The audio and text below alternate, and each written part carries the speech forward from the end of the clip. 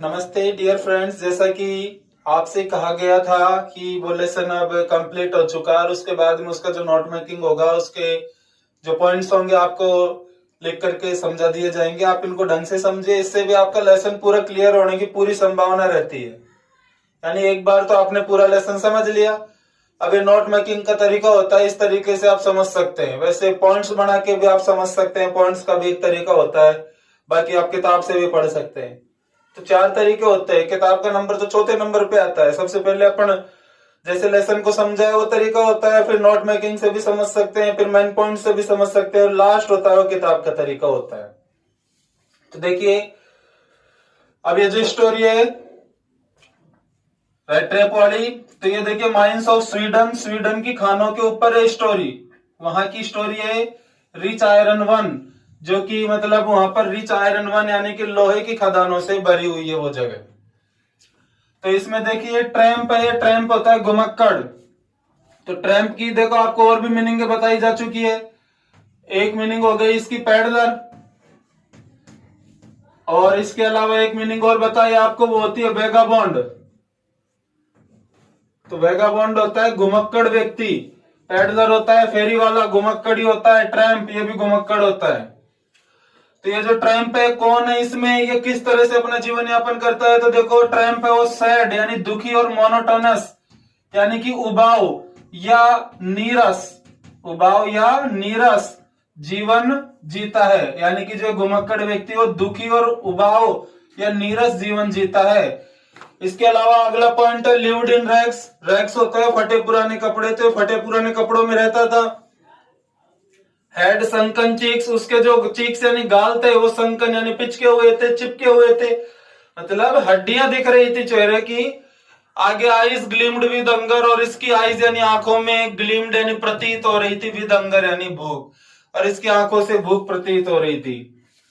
इसके अलावा देखिए ये अपनी तारों से बनी हुई छोटी चूहेदानियों से, छोटी तारों से चूहेदानियां बना करके बेचा करता था। तो उन चूहेदानियों को बनाने के लिए जो मटेरियल यानी पदार्थ मिलते थे, तो पदार्थ गोट यानी प्राप्त करता था, फ्रॉम यानी से। तो ये गोट मटेरियल्स फ्रॉम यानी कि सामान प्राप्त करता था, तो कहां से, फार्म से यानी खेतों से, फैक्ट्रीज कारखानों से, और बाय बैगिंग या भिक्षा मांगकर। 3 तरीकों से वस्तुएं एकत्रित करता था और अपनी छोटी चूहेदानियों को बेचता हुआ चारों तरफ भटका करता था, घूमा करता था। इसके अलावा आप आगे देखिए फिलोसॉफिकल थॉट। ये होता है फिलोसॉफिकल होता है दार्शनिक, और थॉट यानी विचार। इसका दार्शनिक विचार, ये एक तरह से आप ऐसे मान सकते हो अरस्तु सुकरात की तरह दार्शनिक था, जो इसने इतना अच्छा विचार दिया, लेकिन अपने विचार खुद का है, लेकिन फिर भी ऐसी गलती करता है, खुद ही फंस जाता है। तो इसका दार्शनिक विचार क्या था कि होल वर्ल्ड यानी पूरा संसार एक बिग रेट ट्रैप, एक बड़ी चूहेदानी है, जो चूहेदानी लोर्स यानी ललचाती है मनुष्य को अपनी अपनी रिचेज यानी धन संपदा से, जॉयज यानी सुखों से, शेल्टर मीन शरण स्थल से या रहने के स्थान से, फूड भोजन से, क्लोथिंग यानी कपड़ों से। तो ये संसार एक बड़ी चूहेदानी है जो इन वस्तुओं से अपन को लालायित करती है। लाइक यानी जैसे, चीज यानी पनीर का टुकड़ा, और पोर्क यानी सुअर के मांस का टुकड़ा, ल्यूर्स यानी ललचा देता है, ए रेट यानी एक चूहे को, टू ट्रैप इन नेट यानी कि जाल में फंसने के लिए। यानी कि जिस तरह से एक पनीर का टुकड़ा और जो सुअर के मांस का टुकड़ा होता है वो एक चूहे को चूहेदानी में फंसने के लिए लालायित कर देता है, प्रेरित कर देता है, ठीक उसी तरह अब आप इसको एक दूसरे उदाहरण से समझिए बच्चों। जैसे देखिए संसार है, अब इस संसार में जो भी वस्तु है, थिंग है, तो उन वस्तुओं को प्राप्त करने के लिए हम मनुष्य कई बार परेशानियों में भी फंस जाते हैं। ठीक उसी तरह जैसे कि देखिए चूहेदानी है, ये हो गई चूहेदानी। अब इस चूहेदानी में देखिए चीज रख दिया, पनीर का टुकड़ा रख दिया। अब इधर से क्या है, एक चूहा है रैट। अब उस चूहे को स्मेल आ गई तो वो सीधा इस चीज को प्राप्त करने के लिए इस चूहेदानी में घुसेगा, और जैसे वो घुसेगा चूहेदानी बंद हो जाएगी उसके ऊपर से, तो उसको प्राप्त करने के चक्कर में फंस गया ना। तो ठीक उसी तरह मनुष्य भी क्या करता है कि इस भौतिकतावादी संसार में इन भौतिक वस्तुओं को प्राप्त करने के लिए कई बार खुद ही फंस जाता है। जैसे आपने स्टोरी में पहले भी जान चुके कि उन 30 करोनर को प्राप्त करने के चक्कर में पैडलर खुद ही परेशानियों में फंस जाता है। तो इस तरह यहाँ तक है स्टोरी। अब आप इसका स्क्रीनशॉट ले ले या इसको लिख ले, जिससे स्टोरी को आगे बढ़ाया जा सके। तो अब आगे है इसके, देखिए फ्रेंड्स, अब आगे इसके हो जाता है टर्निंग पॉइंट इन लाइफ, यानी कि पैडलर के जीवन में अब टर्निंग पॉइंट किस तरह से होता है। अब टर्निंग पॉइंट में देखिए, यानी टर्निंग पॉइंट क्या हुआ, निर्णायक मोड़ हुआ। तो पैडलर के जीवन में निर्णायक मोड़ क्या था? तो पैडलर के जीवन में देखो, वन डे, एक दिन, डार्क इवनिंग यानी कि घनी अंधेरी शाम को, यानी कि एक दिन घनी अंधेरी शाम को पैडलर फॉरेस्ट में इधर उधर भटक रहा था। तभी अचानक से उसने एक कॉटेज यानी कि एक झोंपड़ी देखी, और झोंपड़ी देख करके उसने आस्क्ड फॉर शेल्टर यानी कि रात्रि की शरण के लिए मांग की कि भाई रात्रि में आप मुझे यहाँ ठहरने दो। तो उस झोंपड़ी का जो मालिक था क्रॉफ्टर, तो उसके द्वारा वेलकम्ड बाय ऑनर, यानी कि उस मालिक के द्वारा वेलकम्ड यानी स्वागत किया गया, किसका? उस पैडलर का। अब वो जो मालिक है उस कॉटेज का यानी कि क्रॉफ्टर, तो वो क्रॉफ्टर अर्लियर यानी पहले एक क्रॉफ्टर यानी कृषक या मजदूर हुआ करता था। रामसा जो आयरन वर्क्स नाम की फैक्ट्री में पहले वो मजदूर हुआ करता था, लेकिन अब बुजुर्ग हो चुका है तो वो उतना मेहनत का काम नहीं कर सकता है। तो इसलिए नाउ अब, यानी कि अब हेड का उसके पास एक गाय थी जो उसको दूध देती थी। उस दूध को क्रीमरी यानी दुग्धशाला में बेचता था, और उस दूध को बेच करके उसने 30 क्रोनर कमाए थे लास्ट मंथ यानी पिछले महीने। तो पिछले महीने उसने 30 क्रोनर कमाए थे। अब वो जो मनी यानी वो जो क्रोनर रुपया है वो हंग यानी लटका हुआ था इन लेदर पाउच यानी कि एक चमड़े के छोटे पर्स में। अब वो जो पर्स था वो एट विंडो फ्रेम यानी कि जो खिड़की की चौखट होती है, तो उस चौखट के पास लटका हुआ था खूंटी पर। तो अब इस क्रॉफ्टर ने तो क्या है, उस पैडलर का अच्छी तरह से स्वागत किया, वेलकम्ड किया, और उसको ऑफर्ड यानी प्रस्तुत किया सपर यानी रात्रि का भोज। टोबैको तंबाकू का रोल लेकर आया, फिर दोनों ने साथ तंबाकू पी, और प्लेड कार्ड्स यानी कि ताश पत्ती का खेल भी खेला, जो मेजोलिस नाम का खेल था वो खेल भी खेला।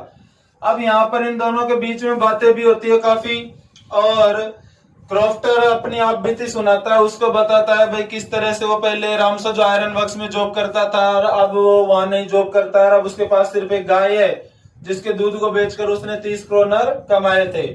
अब पैडलर तो इसी जुगाड़ में लग जाता है कि 30 क्रोनर इससे कैसे चुराएं।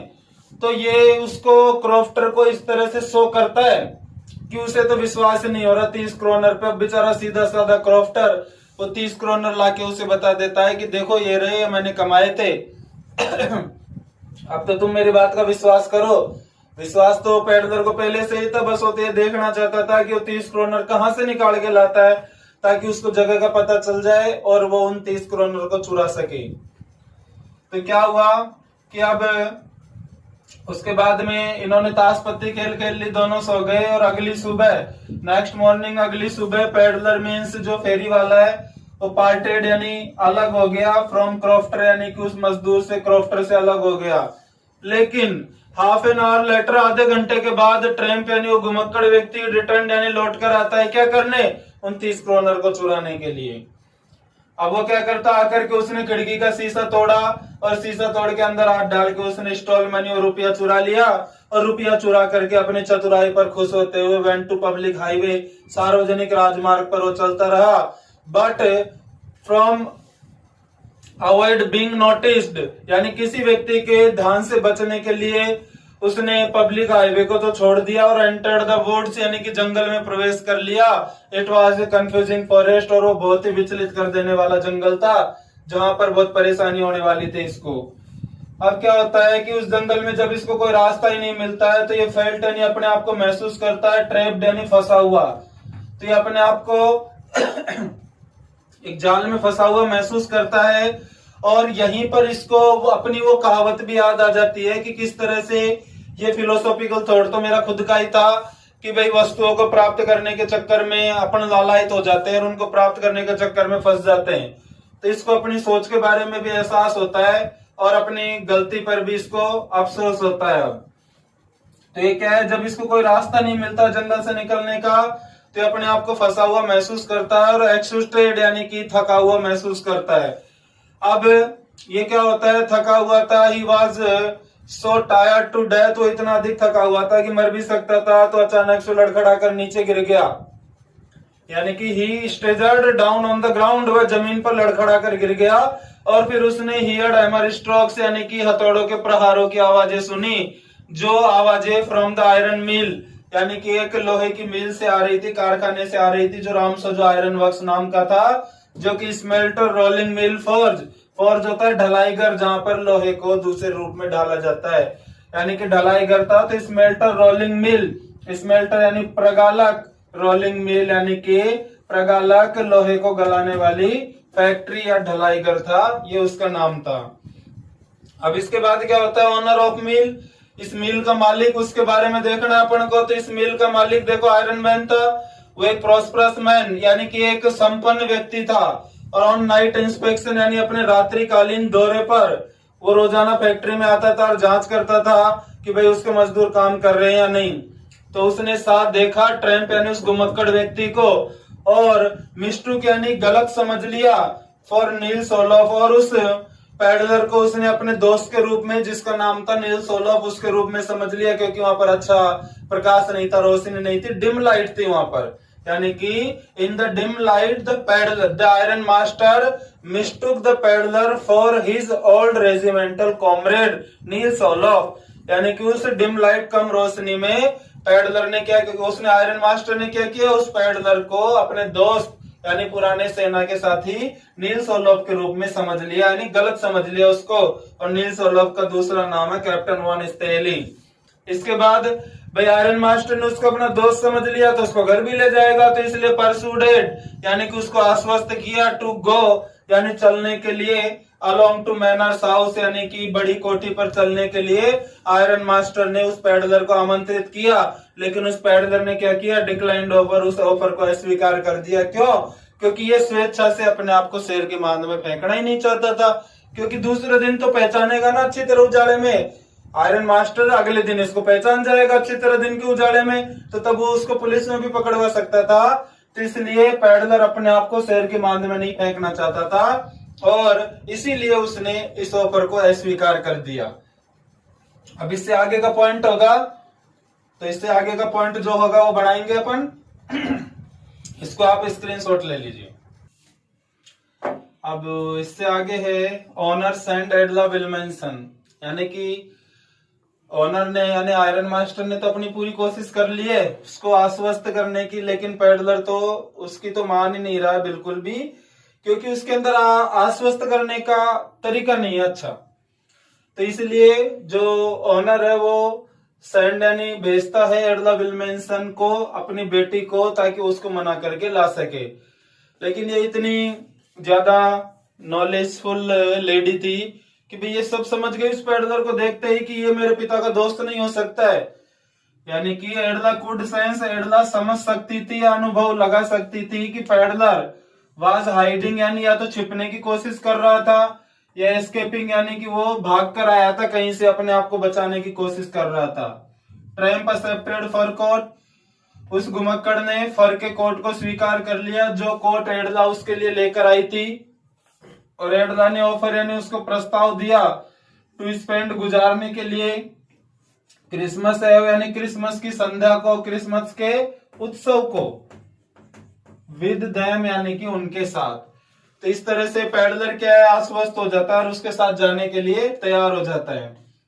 अब उसके बाद एडला के घर में नेक्स्ट डे 25 दिसंबर है, तो क्रिसमस है यानी क्रिसमस का उत्सव मनाया जाएगा। तब पैडलर उस बड़ी कोठी यानी आयरन मास्टर के घर पहुंच चुका है, तो वहां पर हॉस्पिटलिटी यानी कि सद्भावना दिखाई गई उसको। अब किसी को अपन सद्भावना दिखाते हैं तो वो अपनी तरफ आकर्षित हो ही जाता है। बाथड उसको नहलाया गया, सेवन उसकी दाढ़ी बनाई गई, क्लीन्ड उसको साफ सुथरा किया गया, न्यू क्लॉथ्स नए कपड़े पहनाए गए।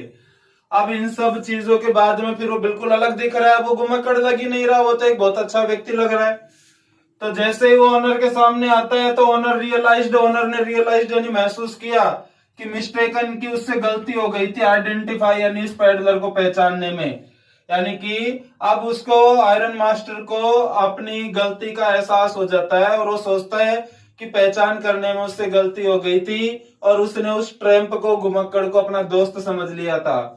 अब ट्रम्प ने भी कोई ड्रामा नहीं किया, उसने भी कन्फेस्ड, स्वीकार कर लिया कि नॉट बीइंग एक्विवेंटेंस, की वह उनका कोई परिचित नहीं था। एक्विवेंटेंस मीन्स परिचित, कि वह उनका परिचित नहीं था। सैड यानी कि उस पेडलर ने कहा कि ही हैड बीन कंपेल्ड, कि उसे तो कंपेल्ड यानी बाध्य किया गया था यहाँ आने के लिए।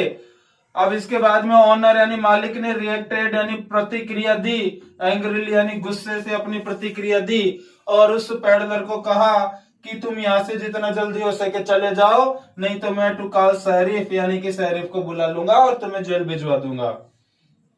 अब भाई एडला इससे वादा करके लाई है, तो अब एडला क्या है, देखो एडला परसुडेड फादर, एडला अपने पिता को आश्वस्त करती है टू लेट हिम स्टे, कि वो पेडलर को एक दिन यहाँ हमारे घर में ही ठहरने दे। वार्मथ एक्सटेंडेड, वार्मथ यानी कि जो स्वागत था, गर्मजोशी के साथ स्वागत था, तो वो पेडलर के लिए एक्सटेंडेड यानी और भी बढ़ गया, और उसे गिफ्टेड सूट, आयरन मास्टर का एक सूट गिफ्ट कर दिया गया ताकि वो उसको पहन के और क्रिसमस के उत्सव पे मतलब लोगों के साथ मिलजुल सके। अब इसके बाद होती है नेक्स्ट क्रिसमस मॉर्निंग, भाई अगली सुबह, क्रिसमस से अगली सुबह यानी कि 26 दिसंबर, तो इनको क्या चर्च में जाना था पूजा करने के लिए, तो दोनों वहां पूजा करने चले जाते हैं, यानी एडला एंड फादर एट चर्च, एडला और उसके पिता दोनों गिरजाघर में। अब वहां पर उन्होंने हियर्ड यानी सुनी अबाउट द थेफ्ट यानी चोरी के बारे में, एट क्रॉफ्टर्स हाउस यानी क्रॉफ्टर के घर पर चोरी के बारे में उन्होंने सुना। अपसेट रिटर्न, अब इसके बाद एडला क्या है, देखो अपसेट यानी एडला और उसके पिता अपसेट यानी परेशान होकर रिटर्न यानी अपने घर लौटते हैं, और घर लौटने पर उन्हें पता चलता है कि भाई वो पेडलर तो जा चुका था, और वहां पर फाइंड पैकेज उन्हें एक बंडल या गट्ठर मिलता है, लेफ्ट बाय ट्रम्प, जो उस घुमक्कड़ के द्वारा छोड़ा गया था एडला के लिए। तो उसमें देखिए एक छोटी चुएदानी, एक पत्र था, और वो 30 क्रोनर चुराए हुए रुपए थे, जो कि टू बी रिटर्न यानी कि उस क्रॉफ्टर को लौटाए जाने थे। यानी कि यहाँ पर अब इन चीजों से पता चल रहा है कि उस पेडलर ने अपने जो बुरे तरीके थे उन तरीकों को बदल लिया था।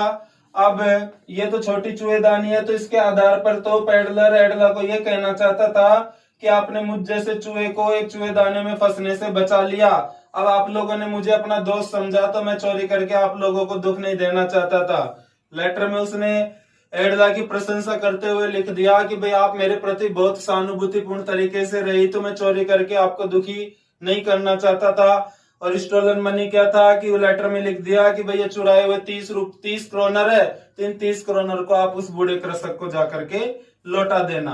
तो ये इस तरह से इन तीनों बातों से लास्ट में ये साबित हो गया कि एडला और उसके पिता ने उसको नील्स ओलोफ समझा था, अपना मित्र समझा था, तो उस पेडलर ने भी अपने आप को नील्स ओलोफ साबित किया।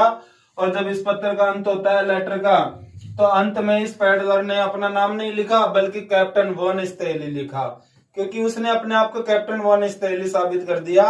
क्योंकि अगर वॉन स्टेहली आता इनके घर पे मैनर हाउस में, तो वो चोरी करके इनको दुख दे के नहीं जाता। तो पेडलर को उन सब ने क्या समझा, दोनों बाप बेटे ने वॉन स्टेहली नील्स ओलोफ समझा, तो वो उसने अपने आप को नील्स ओलोफ ही साबित कर दिया कि उसने इनको कोई दुख नहीं दिया।